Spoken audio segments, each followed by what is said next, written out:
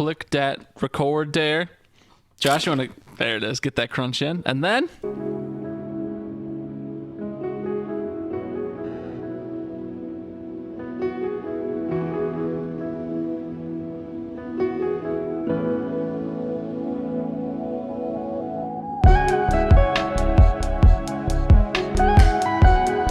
Hummus.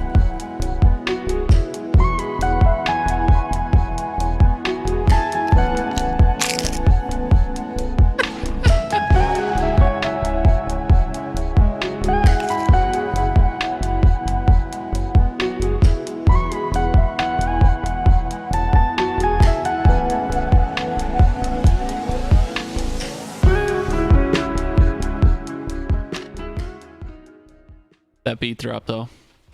Yeah, buddy. Just subtle enough to be beautiful. Was that a Skrillex original? That was, like I said, Josh, that was, hold on, let me get it right again. That was Daylight by Jay Someday. I think I said somebody earlier, but that is Jay Someday. So thank you, Jay Someday, for having copyright-free music that I can play with no consequences. Hello, everybody, and welcome to the Hidden Oaks Overdose Football Fix podcast. I am one of the lovely hostesses, the Garlic Johnson. I am joined, of course, by our other lovely hostess, the Joshua Mitchell. Josh?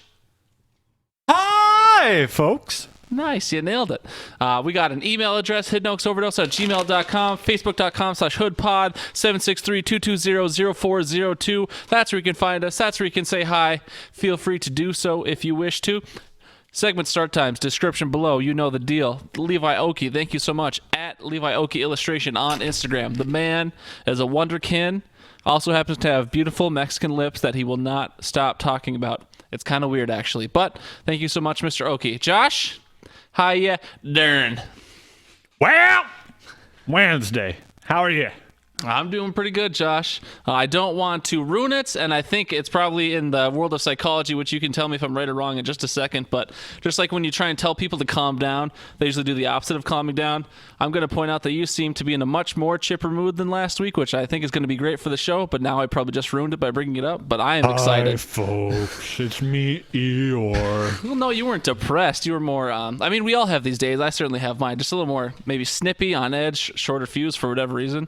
But today... No, you? I know. I've never done that ever, Josh. Right? First time. Last Tuesday. So, yeah. Life's going good for you? Absolutely. Had a good time at Ben and Mariah's wedding over the weekend? Yeah. I would even say I did better than the bride. You did better than... In what way did you do better than the bride? Like, you hooked up with more bridesmaids? Or you and Ben hooked up? Or... I did. I probably hooked up with more bridesmaids. Nice. Yep. I managed to stay awake past 9. Ooh, wow. Yeah. What is with these fucking white girls getting wasted? Jamie did it. Mariah did it. Nikita, I thought, did very well on your wedding night. Oh, she did. That's because I told the bartender to stop putting alcohol in her drinks around 3 p.m. Just trick her? Yep. It's a bold move. And then someone wants a ride home, blames me for not giving them a ride home after they say they don't need one. It's whatever. It's totally fine. People forget and move on all the time. Absolutely. That happened like 8 years ago. Staring down Josh, but he didn't look for a long time. Okay, that's enough chit chat. I think I don't think we missed anything major that happened in our personal lives. Josh, let's hear your hot take for the week. You know, I got to looking at this. I'm wondering, why is the hot takes its own separate segment? Couldn't it be like under the fan tasty zone? I mean, it could be, but hot takes was first. That's true. The tasty thing didn't exist until 2 weeks ago. That's true. I'm going to go ahead and double down on my hot take from a few weeks ago, and I'm going to say Trubisky's going to get benched before the end of the season. Not only is he going to get benched, he's going to get benched and then cut and then released from the team. Who's going to cut him? The entire offense? Nagy himself.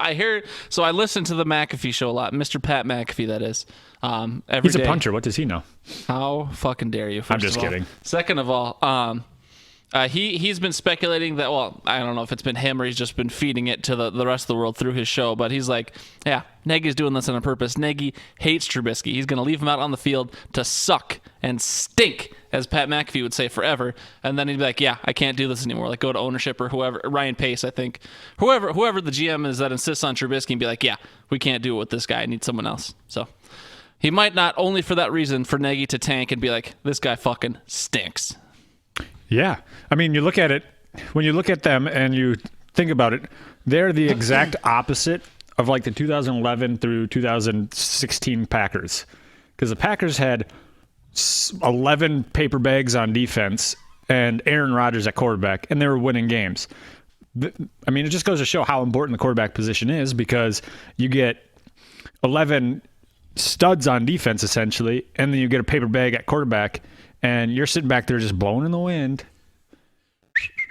Exactly. But, I mean, obviously you don't want to have it one way or the other because, well, how did it work out for the Packers during that span? Only one Super Bowl? Please. Yeah. I feel what you're saying. I don't have anything else to add. Just to move on, I'll say my hot take. I had a different one. I changed it last minute.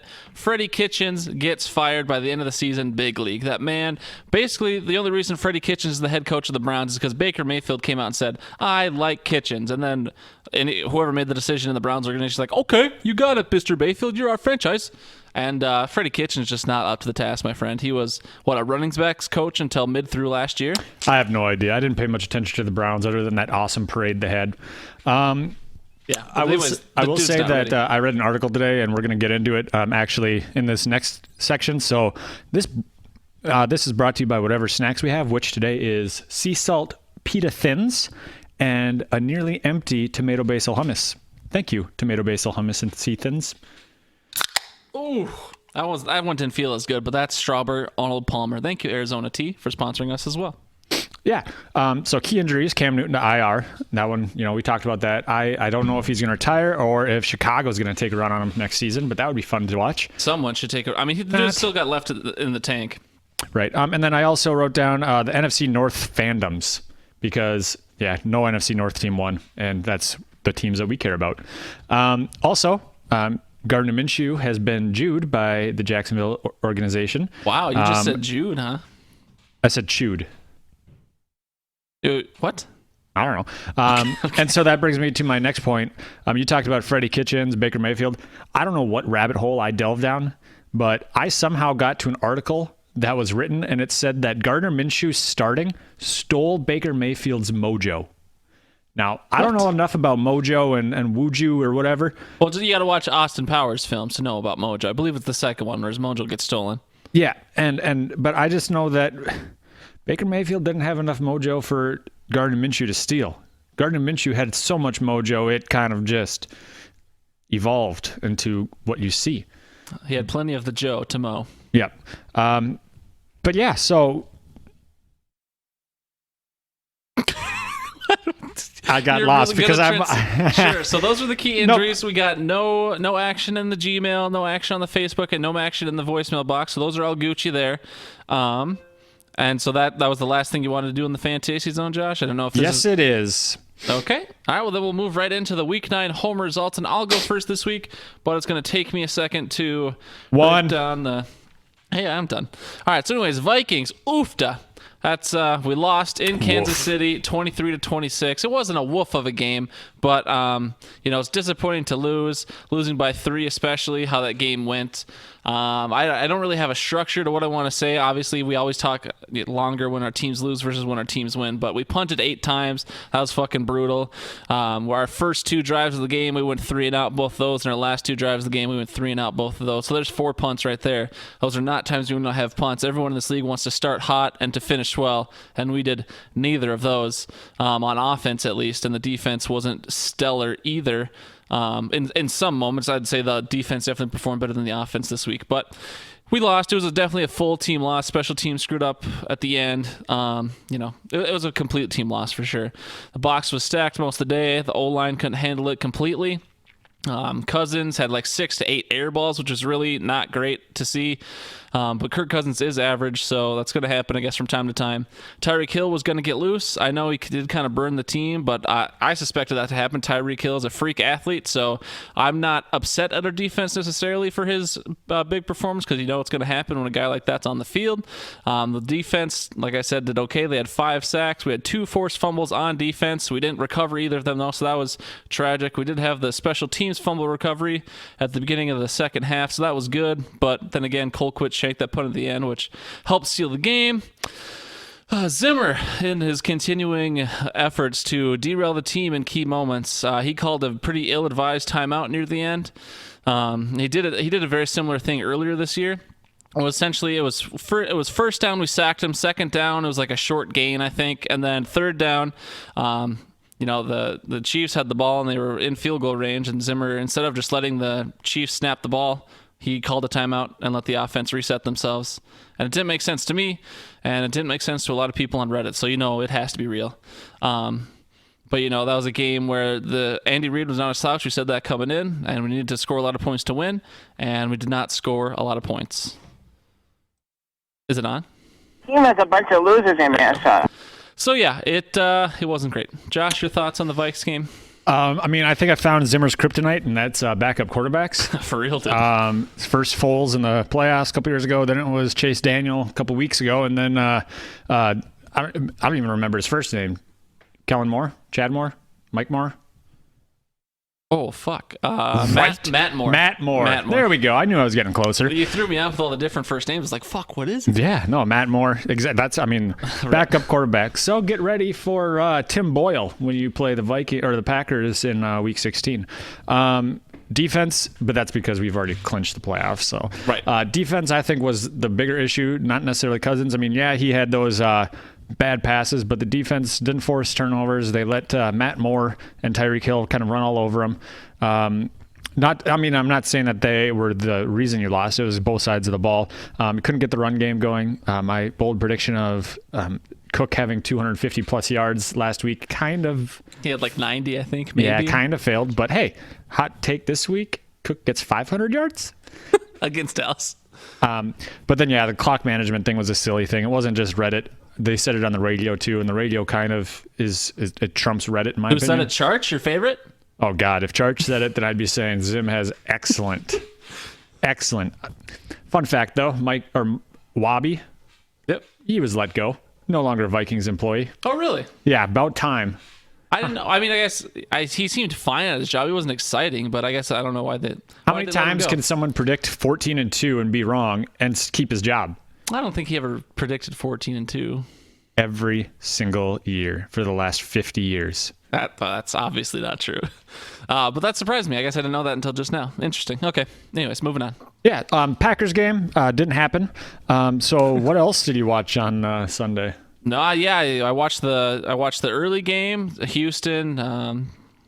Josh, you got to take your lumps like everybody else. Green Bay lost 11-29. Quote from the entire locker room: pathetic. Jesus tried to warn Lombardi, and I warned every one of our listener.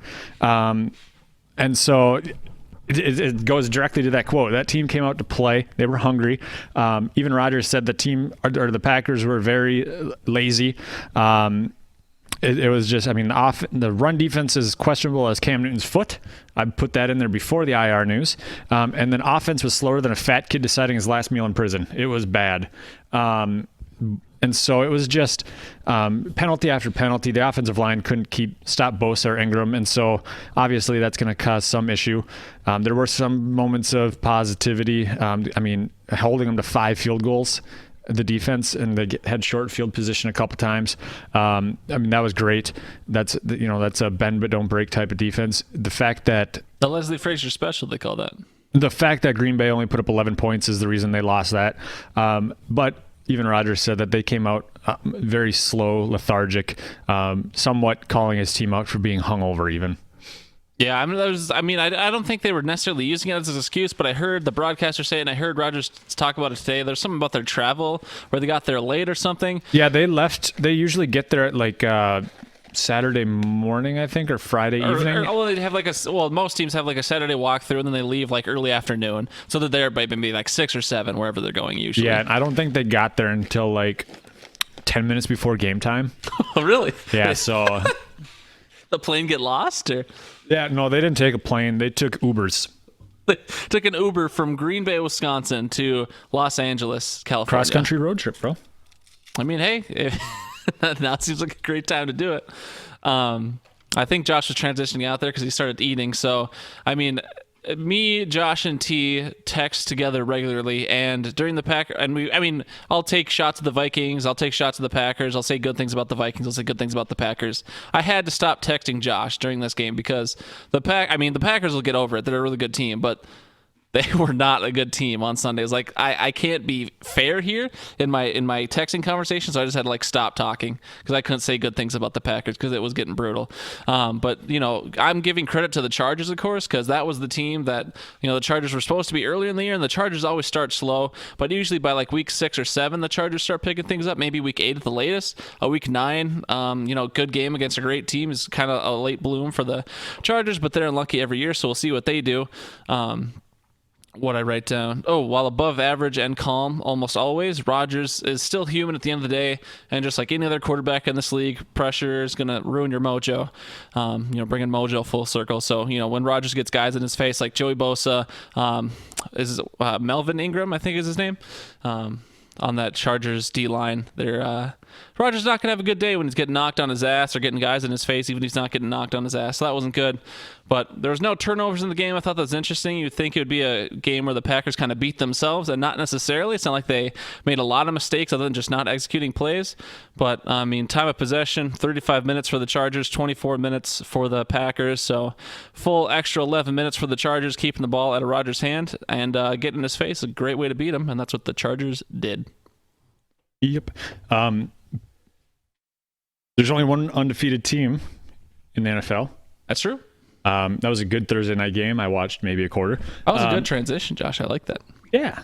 Thank you. You're welcome. Oh my gosh. Compliments. I know. But New England lost to Baltimore.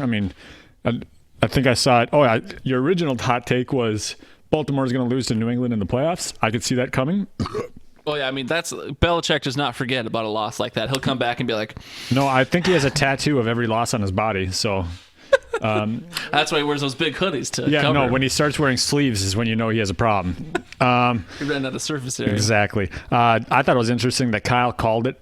He said that he didn't want his upset to be counted unless the Ravens won by 10, which I think was awesome. Well, I don't know if he said that explicitly, but yeah, when he picked it, I was like, "You're a brave man," and he was like, "Ravens by 10." I was like, "Oh fuck, all right, Kyle."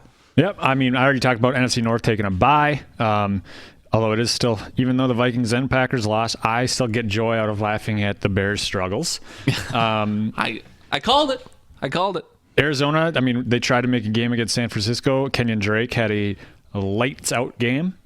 Just amazing for someone who was just traded earlier this week. Miami won a game without Drake, so you could say that Kenyon Drake is undefeated without Miami, and you could say that Miami's undefeated without Kenyon Drake. They were holding each other back somehow. Exactly. And then Cleveland is done. They lost to question mark Allen and a very bad Denver team. I'm pretty sure it's Brandon, but yeah. That's Cleveland. What the fuck are you doing, man? The fact that Brian called it, by the way, we'll talk about it in Locks and... Well, I probably wouldn't have mentioned it in Locks and Absences, but Brian called that. When Brian picked Denver over Cleveland, I was like, Brian, you're a fucking idiot. And I would have said that to his face. But Brian, I have egg on my face now, sir, because you were correct. Josh, you want to talk about next week? Were those all the watchable moments for you? Or no, you have something else here? I do. I have something else. Football. And can you spell it for the folks? Football. Hold on, let me make sure I have the correct number of O's. I got to scroll back to the left here. It was Foobaw in all caps. Football. Football. So, Garlic, do you remember the beginning of the year? We always do that 256 game prediction segment. Yeah, we sure do. Yep. I took the time, or I've been taking the time to give ourselves an assigned score for each week. I recall at the end of last year I didn't do great, so I can only imagine what this is going to look like. And this is actually not, I would consider this to be good. And so just a very brief overview through 9 weeks, you're sitting at 64.1% correctness in your predictions. Just on a game-to-game basis? Just on a game-to-game basis, all the way back. Not bad. That's over 50%. I'm sitting at 69.26. All right. So you're beating me by 5%? So, yes. Fuck you. And we're going to get into, so if you scroll over to the right on this spreadsheet, and folks, sorry, this is going to be numbers driven. Okay. Everyone who listens to this has access to the spreadsheet if they care to look at it. Oh, is that why I saw a random person in there once? Aaron, for some reason, he doesn't listen to this podcast, but I sent him the link to the Google Sheets thing. It never works for him, so I have to like share it with his Gmail.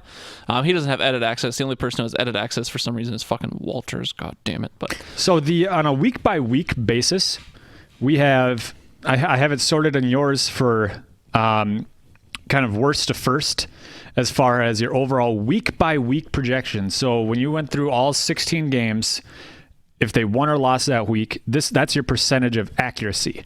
Not necessarily if you had their record at this time correct, but your accuracy for that time frame. So you're talking about the column Q?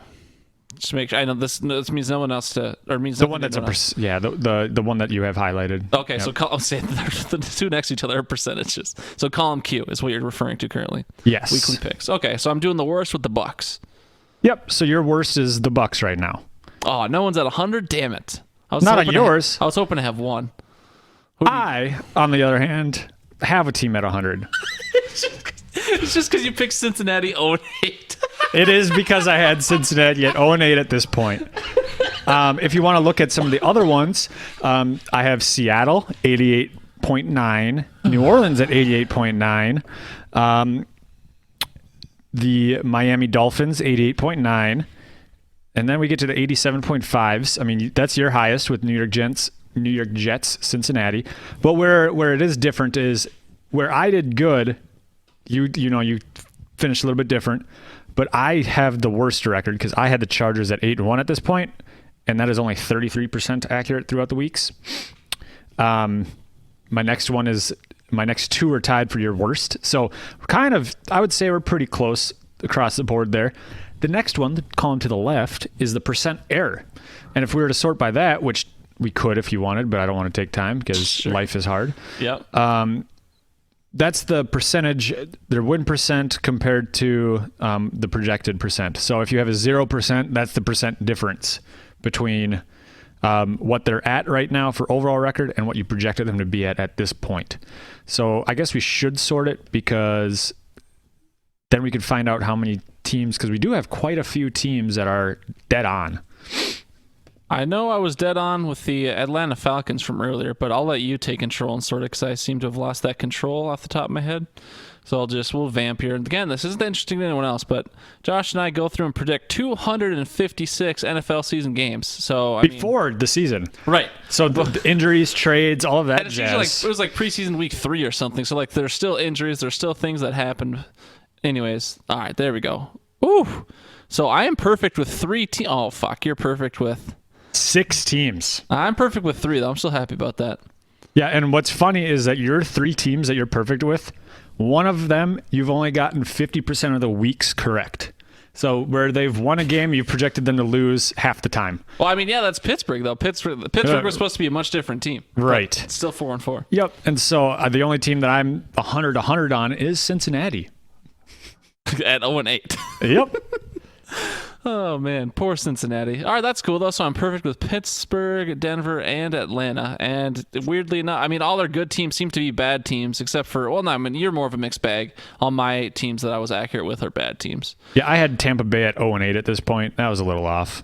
And I was wrong. Oh, yeah, I suppose with San Fran, I had it 5-3. What's your San Fran at? No, your San Fran's at 25? You had them at 6-2 at this point? You hate San Fran. Yeah. And they're 8-0. Yeah. It's just interesting to me, Mr. Mitchell, if I'm allowed to be interested by things. No. Oh, okay, my bad. But yeah, so just a little fun thing that I thought we could do to see how accurate we are. I know last year we did a run through at the very end of the season. It got a little bit long. Figured we'd do one about halfway through the season. We might do, and then I'll add to it as, or when the season finishes. I'm not going to add to it every week because, yeah. What would be the most interesting is just to see how close we are with all the like major pundits, to see if there's any difference between people who get paid millions of dollars to do this versus us who lose money to do this. I looked at that and tried to find it, and I think they saw our spreadsheet and deleted all of their predictions. They're like, holy fuck, these guys are good. Yeah. They're no better than us. Although James Jones is 100% with Green Bay. I don't know if you know that because they did the predictions, and he had them at 7-2 at this point. So James Jones. Good for him. Guy who knows a lot about that organization. All right, so that was Josh's mini let's check out how cool we are segment. And Josh, I appreciate that because I feel cooler. We will now move on to previewing Week 10, and I have to write down a fucking time as we start previewing Week 10. Okay, Vikings in Dallas, Sunday night football.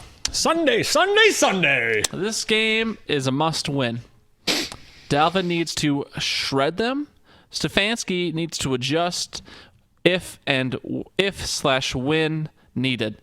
Stefanski has been maybe the question mark in at least definitely our Bears loss and our loss last week to Kansas City. It seems like the offense just doesn't switch gears quite soon enough. Like, we had one pretty successful drive against both those teams when we went to the hurry-up offense. And I know you can't do the hurry-up constantly all the time, but if that works, I mean, it shows you that changing is different. It seems like Stefanski, for whatever reason, is unwilling to adjust quite soon enough.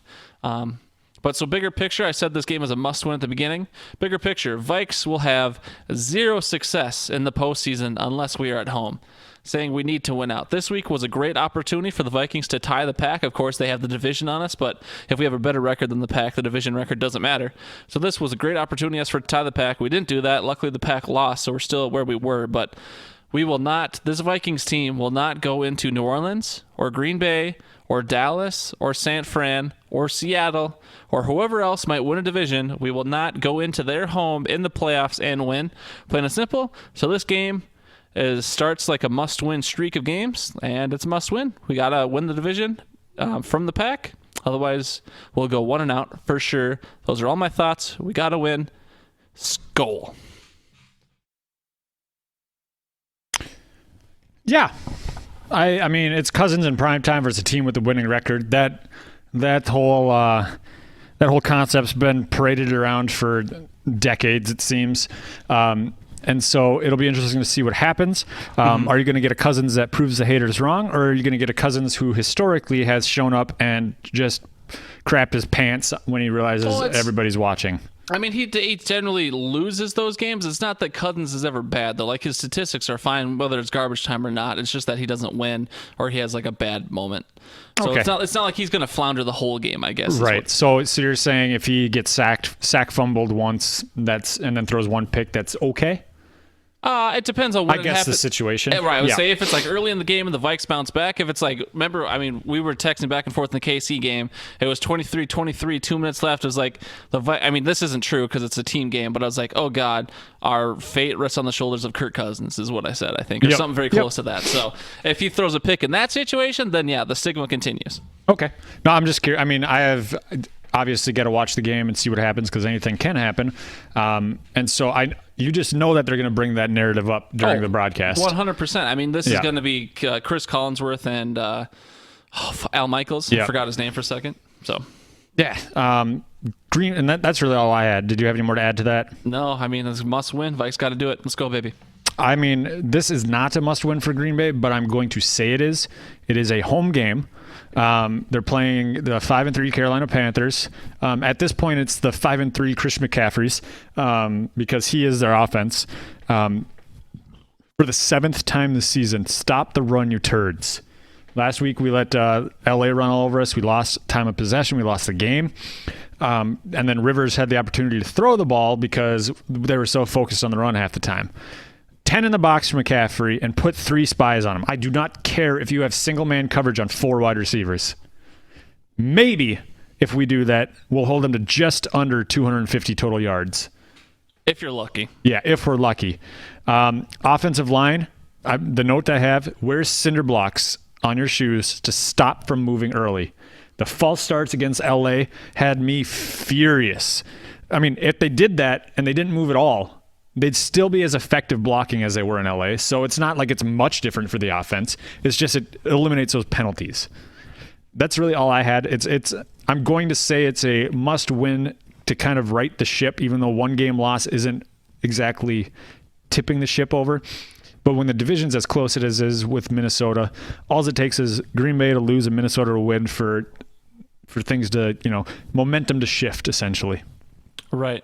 And I guess I don't have anything new to add. I mean, certainly the X factor in this game is Christian McCaffrey going to run for 4,000 yards, or is Green Bay going to be able to stop him? I said, look at the example of rankings suck for the purpose that Kansas City in the beginning of the year was terrible. In the last couple weeks against the run, they've been improving. They were still ranked 30th, but then they stuffed up Dalvin pretty good all game.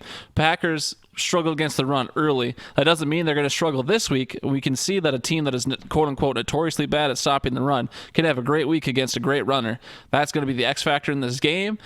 They have a great... I mean, there's nothing... It's not like they see this on film. Everyone knows you keep the ball out of the other team's playmakers' hands, you're going to win. The Chargers did it. The Panthers can do it. Coming into Lambeau is tough. Hopefully the Packers will be motivated after a almost not quite a trap game, but almost a trap game of losing a game you weren't supposed to lose. We'll see. I mean, this will be a great thing of how LaFleur and Rodgers kind of deal with that quote unquote adversity. Although I don't know if you really have adversity as a 7-2 team, or no, 7-3, 7-2. 7-2. Okay, excuse me. But yeah, we'll see.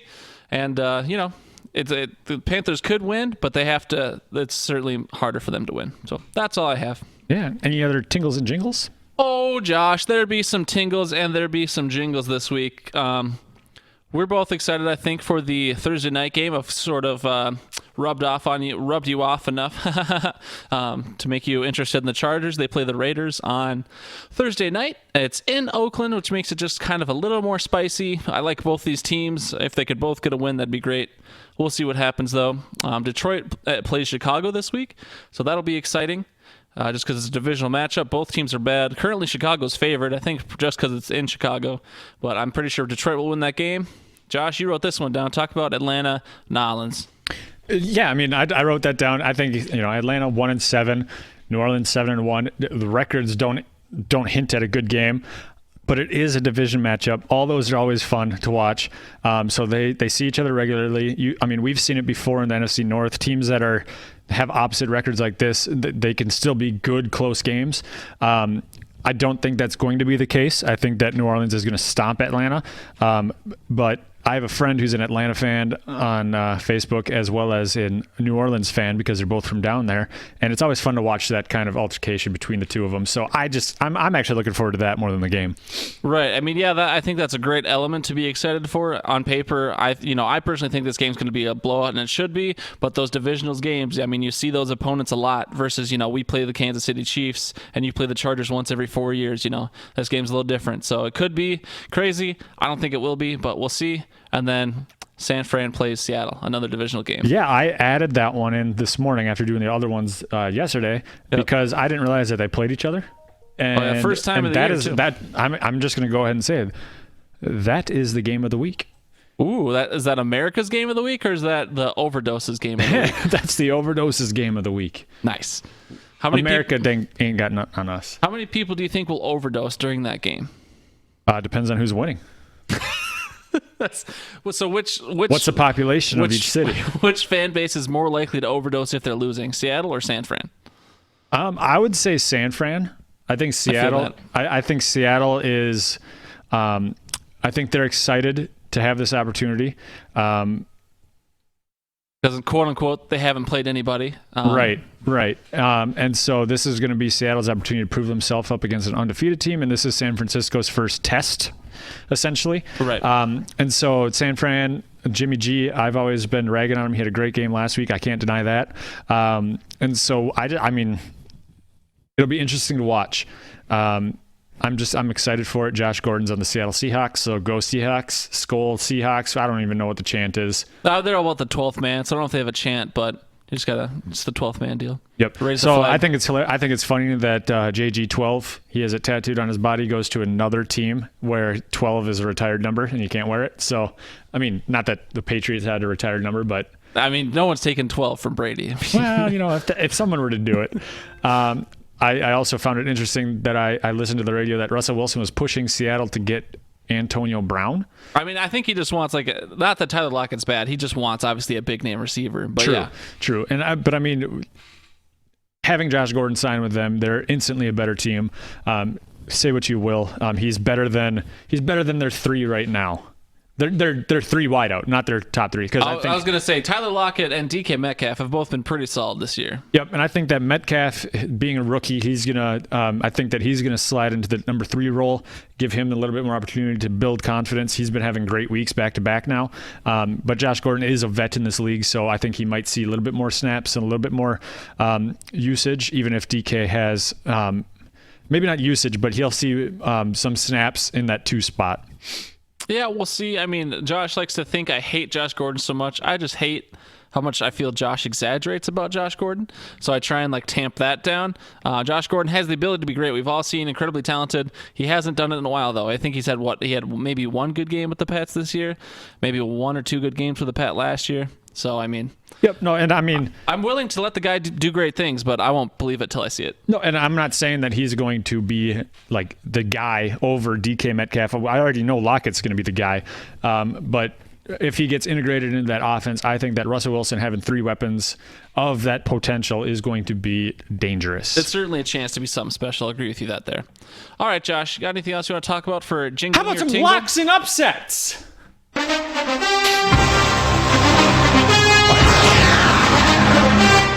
I just blew out some people's speakers because I had turned down the volume on the wrong knob. I am what you would call a bad producer, and I also missed what the segment start time was, so I'm really just fucking up over here bad. But anyways, we have a we don't have a new leader. Jalen's still up top, 23 points. However, we have another person who is now tied with Jalen tied for first place with another 23 points. That is the Mr. Kyle Jeffnogger. Both Jalen and Kyle have 23 points. Kyle has been doing it with some not questionable upsets, but definitely some good upset picks out of Kyle. He's been doing great things. Kyle, I wish you all the best. I know you don't listen, but good luck. Some might call him the ball whisperer.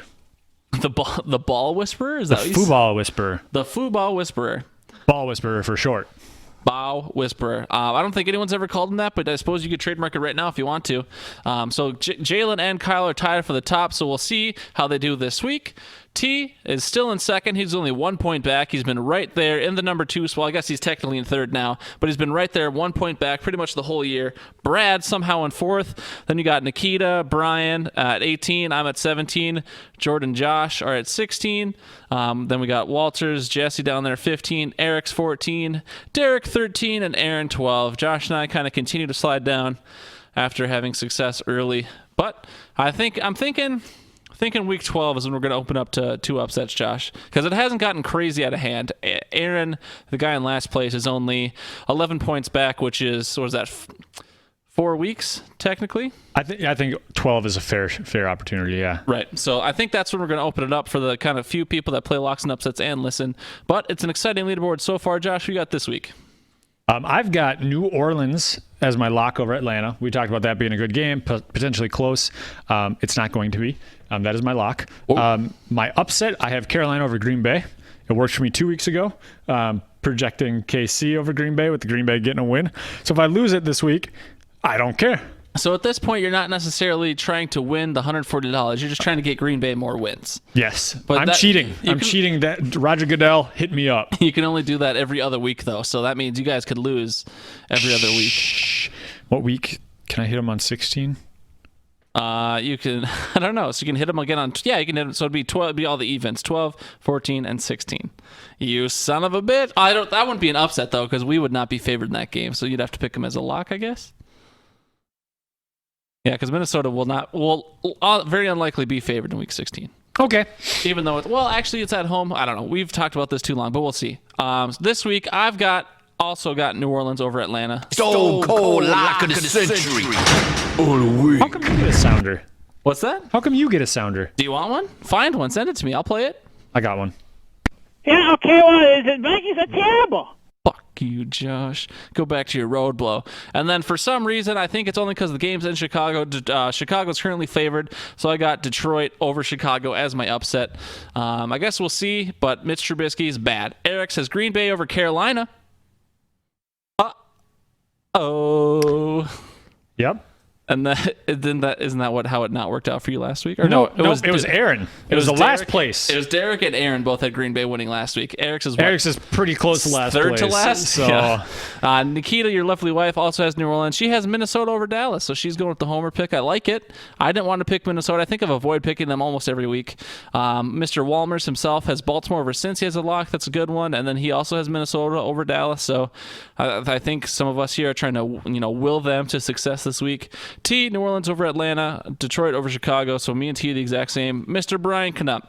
He's got Indianapolis over Miami. That's a pretty good lock, except Brian Hoyer's your quarterback right now in Indy, so woof. He's got Oakland over the Chargers. I don't know how I feel about that one. It's only a 1-point spread either way, but my heart tells me the Chargers should win that game.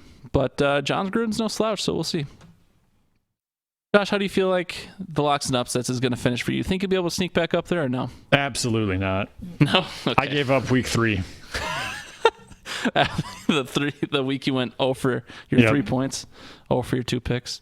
Yep. All right, well that's locks and upsets, Josh. You gotta do this next thing here. Week 9 fantasy fun time.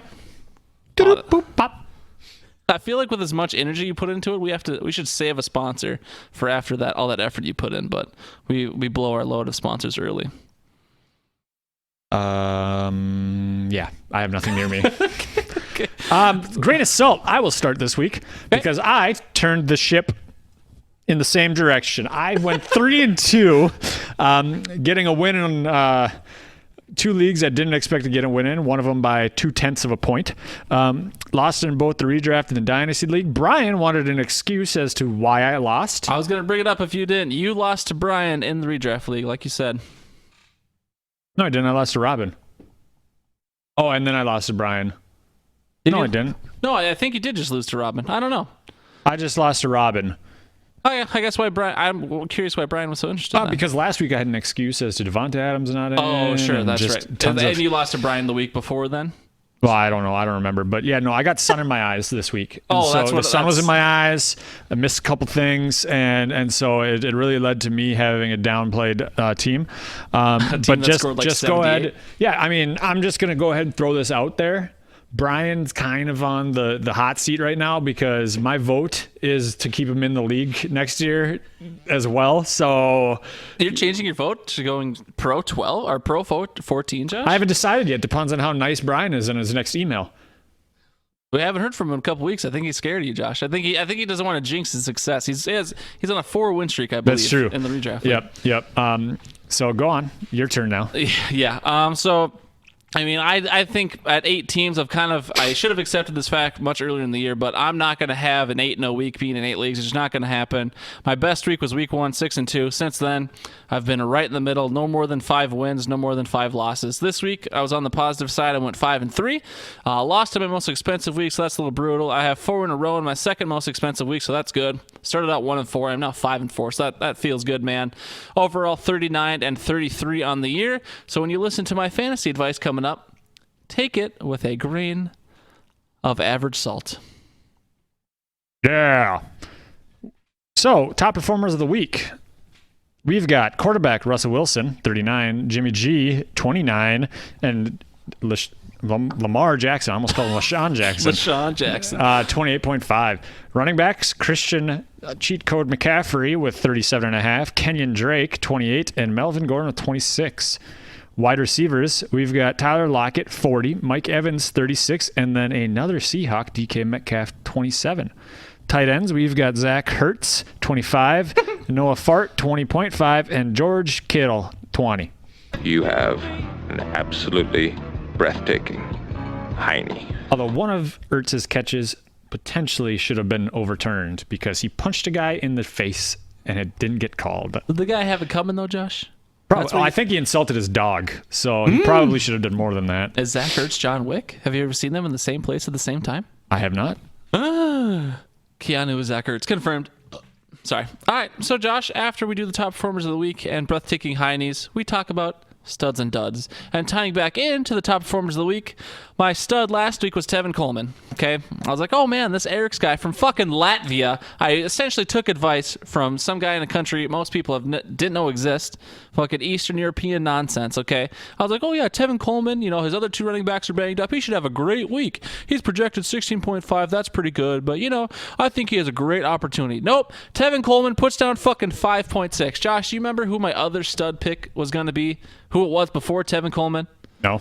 It was fucking Noah Fant. He was projected 6 last week, and I was just scrolled all the way to the bottom. I was like, you know what? I've been sucking in studs and duds. Let me find a stud who's not going to hurt me, but could greatly helped me. Noah Fan projected 6, put up 20.5. I fucked myself, Josh. Damn you, Erics. Sorry, that was a little bit of a rant. But Deshaun Watson was my dud. He technically was a dud. Only got 19.7 to his 21.1 projection. I was overall negative 9.5 on the week. On a bright side, Josh, I picked Tyreek Hill, who was projected 14. He got 26.5, so I got a positive 12.4. Yeehaw. I don't know for certain, but I believe that's my first positive stud since like week 1. Probably. My dud, Jameis Winston, was not necessarily a dud, but he only got 1 full point or less, just under 1 full point over his projection. So I finished with a positive 11.5.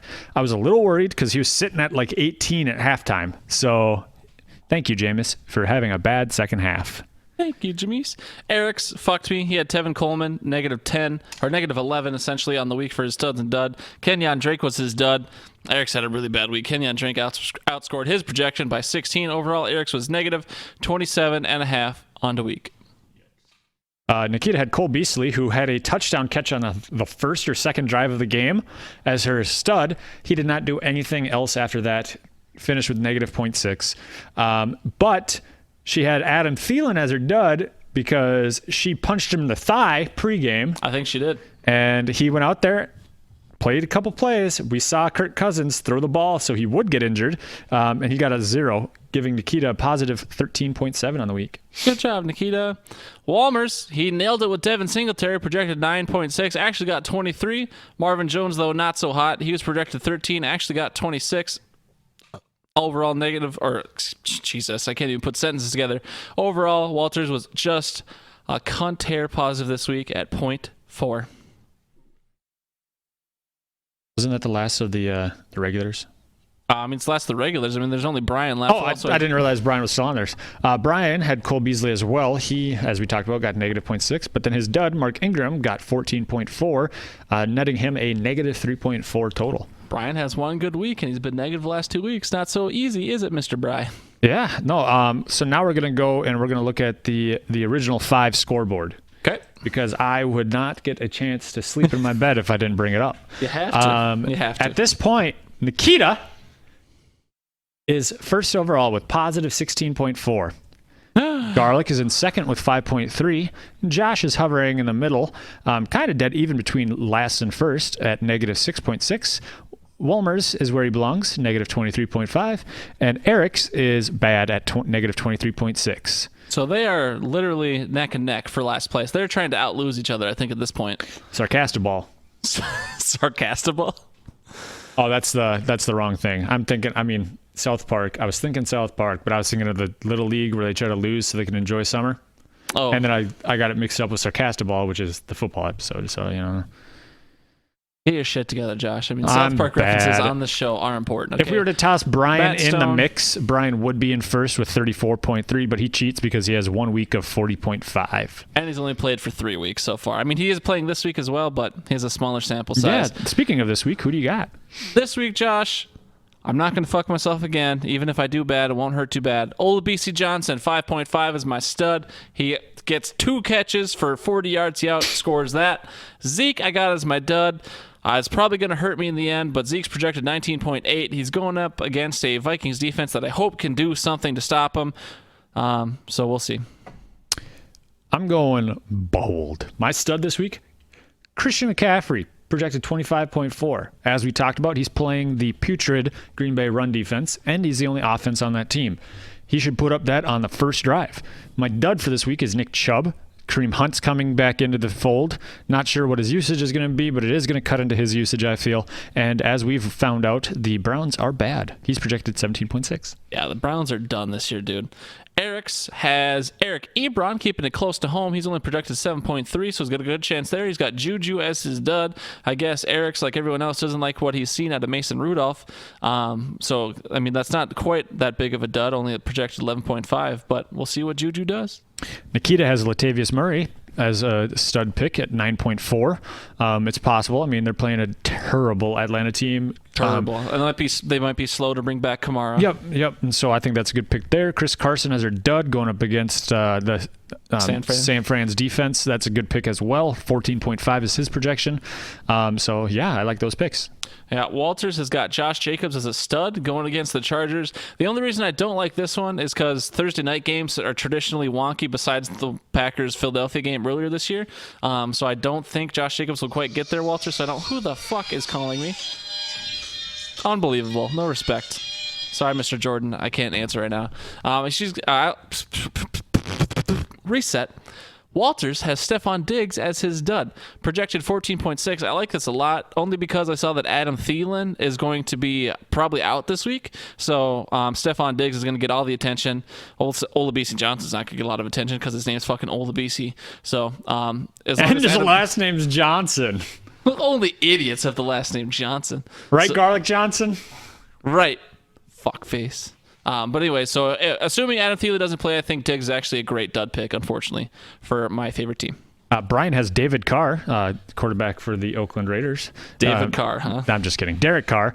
David Carr would be quite the stud. Yeah, projected 15.5.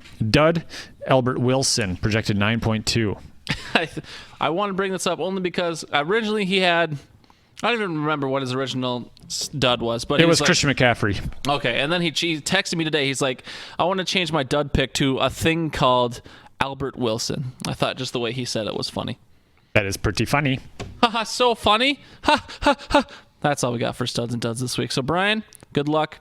In the overall leaderboard of everybody, Brian, you're in second behind Hammer, so get your ish together. Josh, I noticed you removed your personal created segment. Do we not do fantasy bold predictions anymore? No, we do too many bold predictions. Okie dokie. Then we will move on to the... Yeah, to that segment. We have Willie winning our side bet of dead weight, which was the player on the winning team with the lowest overall score. He had Chris Herndon in, who got him a whopping 0 points. Good enough for $5. It's true that every man has his price. And it's also true that money won is a lot sweeter than money earned. Now he's a philosophizer. Sorry, I felt the need to play that. Yeah, and I know, so I got to thinking, when we do the brief walkthrough of all the games, yep. In the first week, didn't we just go through the results, like who won? Didn't talk about the players at all? And then the second week, or then the redraft preview is when we actually went into the players and their projections. I mean, obviously there's not projection and results. Like, I think we both just look at the same scoreboard page, and so you see the results and you just see like the top three guys. Oh, well, so I just vaguely recall one of the segments going a lot faster than the other. I mean, that's still the case because the preview always takes longer. So, okay, fine, go start. Okay, well, on the top of my list is me. I beat your wife, Josh, 131 to 93.3. Josh Jacobs carried me as well as Kirk Cousins. I don't have the page pulled up. You're going to have to keep going. Oh, my God. All right. So we had a little bit of a domestic this week. Excuse me. AJ beat Jamie 124.3 to 118.8. Jamie could not be carried by Christian McCaffrey, who almost had 40. But overall, Hammer's team was just much more solid. His top performer only had 19 points, but probably all of his players had 19 points. So Hammer, AJ beats Jamie. Still can't get in it. Okay. Nate... the worst team of the league beat Garrett, the team who should not be as good as he is. Nate beat him 125.5 to 115.2. Nate was carried by Zach Ertz, Kyler Murray, and the Dallas defense. That's a little bit of a shock. Next, we have Willie. Willie smacked Brad 136 to 64.2. Willie's team is unstoppable. Russell Wilson, DK Metcalf, Kenny Galladay. Woof. The Brady Bradersons were real bad, put up 64 points this week. Jesse lost to Brian, 87.6 to 104.7. Brian's top performer was Deshaun Watson to DeAndre Hopkins, combining for 40 points between the two of them, split at 19.5 each. Mm-hmm. And Jamal Williams got him 17. Sorry. I just noticed a name change in the league that I didn't notice until just now. Robin beat, his name was the Fu Manchu at the time, 105.5 to 81.7. Robin was carried by Derrick Henry and Harrison Butker, her kicker. That team name, I like that. I like that a lot. Anyways, Robin beats Josh 105 to 81. Yeah. Lastly, right? Yeah. We have T getting his ass kicked by Derek. Derek winning 132.3 with Jimmy G putting up 29, Tyreek Hill putting up 26, and David Montgomery 22. Yeah. Sucks to suck T. Derek, I'm thinking Derek's going to sneak in at the 8 spot at this point. I think he's gonna. I think he'll get it done. All right. But we should probably talk about week 10 now. Let's talk about week 10. We'll start with my team. Okay. The reason Garlic was laughing was because the Fu Manchu is now renamed to Little League. As a taunt to the opponent, Big League, or T, as they would call him. Currently, there's nothing big about that guy. Let the record show. Not a lot of people know what T looks like, but he's small. Yeah, let the record show that I'm projected to win 114.5 to his 107. So we're just going to enter the scores in now as that, and we're just going to move on. Seems legit to me. The one thing we didn't mention yet it already went out in the text, but the side bet this week, you didn't mention it, did you? No, but it's Flexual Healing. That is correct. Side bet this week, Flexual Healing. The player with the highest scoring flex player. So what I did is I just took Zeke, slotted him right into that flex. Even though I have him as my dud this week, he's easily my best player. That isn't Chris Godwin. So we'll see what happens. I'm going through an ad right now. I play Brian, though. I know that much. Next, we have Nate going up against Jamie. Nate's 2-7 going up against a 7-2. Currently, Jamie is projected to lose 90.7 to Nate's 99. I'm guessing there's some buys involved. Or some bench players, because Patrick Mahomes is projected points, and I don't think she has him in his lineup, or her lineup. But Nate's got Lamar Jackson, Saquon, Kyler Murray. 2 quarterbacks in his top 3. Jamie, Christian McCaffrey, Patrick Mahomes, and Matt Stafford's 2 quarterbacks in her top 3. So I don't know. I think it can go either way, actually. I think she has some bye week issues. Yeah, we didn't pick between you and T, did we? I'll pick T, but I'm gonna pick T too, at the rate that I'm going. Right. So yeah. I'll pick Jamie just because I think Christian McCaffrey does have the opportunity to go off. I don't think we mentioned it yet, but this is just by rankings, this is the worst rush defense that Christian McCaffrey has played this year, and the dude's the number 1 running back. So he has the great opportunity to do great things. I'm picking Jamie just for that reason. All right. Yeah, no, I went with Nate because Nate doesn't have a tight end yet. And will he ever? Who knows? Okay, so that was that. And Josh, you just let me know when we get to me in your lineup. Next, I have Willie and Hammer. Is that what you got next? Yeah. All right, so we got Willie, the unstoppable, versus Hammer, the improbable. Currently, Willie's projected to win 133.3 to AJ's 123.6. I have to pick Willie, but I think this might be a pretty highly projected Hammer team. I think we've seen that a couple weeks now where I think his projection's too high, but he's been winning games. So I can't personally pick against Willie. His team is just too stacked. Yep, I've got Willie as well.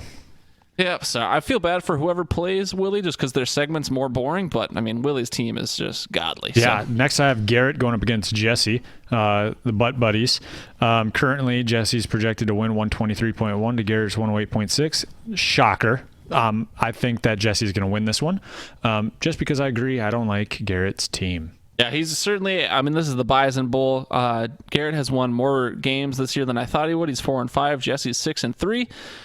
There's no way I'm not picking Jesse in this one just to not pick Garrett's team. It's really almost like a spite petty thing at this point, but I got to pick Jesse. Aaron Rodgers is a stud. Devin Singletary's coming on hot. Allen Robinson's great. Julio Jones. Come on. That's what you got to do, man. Next up, we got the Bradley Braddersons. Yes, I know that's not right, but Bradley Braddersons is what I'm going to call it. Going up against Robin. Bradley... I'm going to call this the forgettable. Forgettable? Because it's forgettable and they're forgetting to set their lineups fully. They've got time, but right now this looks bad. Bradley has 3 guys on a bye. He's projected 51.7 to Robin's projected 70. She only has 1 guy on a bye, though. No, she has 2. 2. Okay, yep. But yeah, you can't even pick a winner here because, like you said, Bradley's missing 3 guys. Robin's missing 2. I don't even know who's on their bench. I'm too lazy to look. I'm going to go with the record and go with Bradley. I'll be different. You didn't. I don't think we do. Yeah, you did keep track last week. I'm going to go with Robin, although we're not writing down what her picks are, so we probably won't keep track for next week. But nope. I'll take Robin just to be different. All right. Next up, we have your matchup. Okay, I have to go back just a little scroll. All right, so I play Brian, and I happen to be very fortunate enough to play Brian when all his best players are on bye. No Deshaun Watson, no DeAndre Hopkins, T.Y. Hilton is questionable, Evan Ingram is questionable. I'm projected to win currently. Evan Ingram's on, he's out. Is he okay? I saw earlier that he was questionable. I didn't know that he was officially ruled out. So I guess that changes things just slightly. But so what a great week to play Brian, Mr. quote unquote hot seat. I'm projected to win by 30. I definitely think I'm going to win. Sorry, Brian, you just picked a bad week to play me. We all have those. I'm sure by this point next week I'll be eating crow because I didn't win and my team laid an egg, but I have the advantage at every single player that isn't quarterback. So that's because you have Kirk Cousins. I'll fucking kill you. Yeah, I agree that you're going to win. I mean, Brian doesn't have a bad team. But if Brian's team was fully healthy and fully healed, and his top players were in, I would say he wins. But I think that matchups got you the favor. Yeah, I feel pretty good about this one. If his two starting wideouts are John Brown and Hunter Renfrow, I like my odds this week. Faux show. All right, so who does that leave? Nikita and Derek.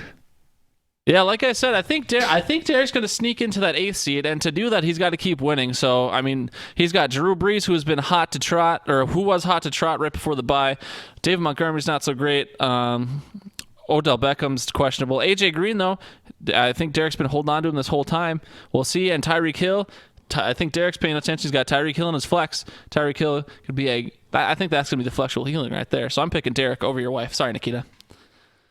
Nikita, I mean, it's a close projection here. I actually think Nikita's going to take it. I mean, I'm just looking at some of the matchups here. Keenan Allen at Oakland, they're going to be throwing the ball. Calvin Ridley, New Orleans, they're going to be throwing the ball. Travis Kelce at Tennessee. David Johnson said he's 100% healthy. He's at Tampa Bay. I think that could be the flexible healing. Could be. Dak Prescott, Minnesota, and Latavius Murray, Atlanta. So I like her matchups as well. I think this is going to be the closest game of the week. I feel that for sure. I mean, projections, it says it's going to be pretty close. But I think that Nikita's team is more well-rounded, even if her running backs are two of her running backs are Jalen Samuels and Latavius Murray. If James Conner doesn't play again, Jalen Samuels is going to be a big role. Even if James Conner is limited, I think he's going to have a good game as well. Right. Yeah, we'll see. But like I said, I'll take Derek. You've got your wife. That's it. Those are all the matchups. Wow. You feel like Josh, you've been on a little bit of a slide. How far do you think you fall? I think I lose the rest of the way. That's a little dramatic. Is that sincere? No, I already wrote my letter to the commissioner. Yourself? I am the commissioner. Thanks. According to you. No, I guess I don't know. I got some tough luck with Adams going out in a 14-person league. That kind of makes things a little bit tougher. Obviously, he didn't perform as well I didn't win last week, but I also had a bye with Cooper Kupp. And so now that Minshew's out, I just don't know. I had to throw in Daniel Jones. I'm pretty sure he did good for me the 1 week I started him in this league. I mean, I was really hoping for someone to drop like a Drew Brees, but yeah. You think Derek will drop Drew Brees after trading for him from Brad? Yeah. I mean, it's definitely possible. I mean, the playoffs are going to be right around the corner. They start for us week 14. As is currently, we're going into week 10. So we're getting close, folks. Brian, certainly the surprise, I think, of the league at this point. We'll see how we go. I got to change to the outro now, write down that segment start time. Josh, we only are at an hour and 2 minutes right now. Damn it! We did pretty not bad. I'd say all things considered. Do you have any final words? Final words. Gophers 8-0 going up against the 8-0 Penn State Nittany Lions. I told Brian if they made it to 8-0, I'd do a shout out to the Gophs. Skyuma!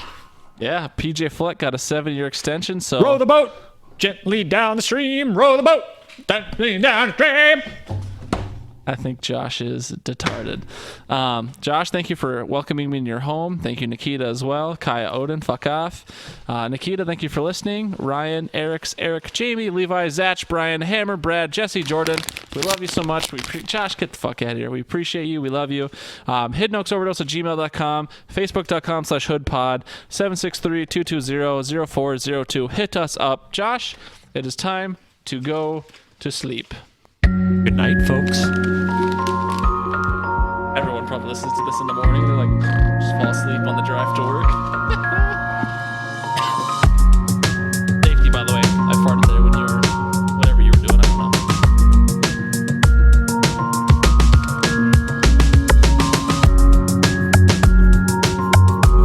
Well, I'm not calling it, to be clear. I'm Trevor Lee calling it.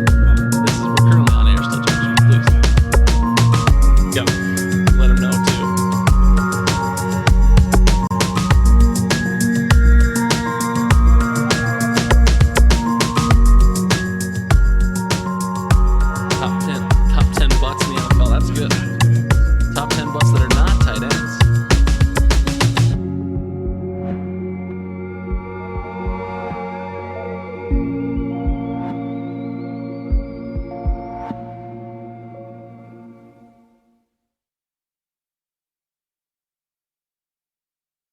mean, that's a homer question because that. Oh fuck! I gotta stop recording.